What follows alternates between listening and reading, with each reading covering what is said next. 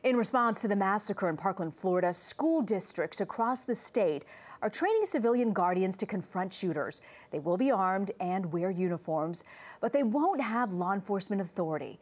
Adriana Diaz has more on this.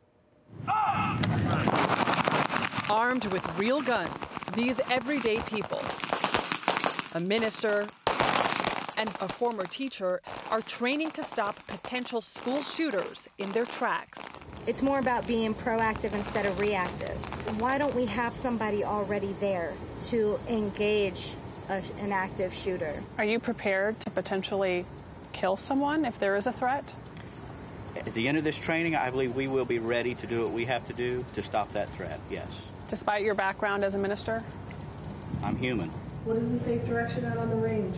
Candidates for the Guardian program must pass background and psychological checks, then an intensive 6-week course that includes firearms training, precision shooting, and both virtual and live active shooter scenarios. What about parents who are uncomfortable with more guns on campus or any guns on campus? Those parents need to wake up and understand this is a new normal. The Polk County program was created by Sheriff Grady Judd and School Superintendent Jacqueline Bird.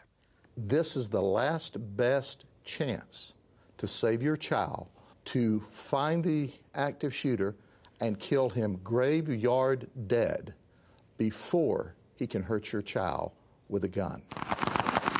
Guardians get 112 hours of firearms training. That's more than the 80 hours sheriff's deputies get. I tell them very clearly, if you're going to hesitate and not make sure that you protect our children and our staff, leave now, because this is not for you. Are you comfortable with having guns in your daughter's school? No. Some parents, like Annette Rising, are concerned. Some parents are totally against it. A lot of parents don't believe that there should be any firearms on school at all. What do you say to people who say this only brings guns into schools, which is dangerous? I kindly remind them that guns are already being brought into school, and that's much more dangerous. A cold reminder of a new reality. Adriana Diaz, CBS News, Polk County, Florida.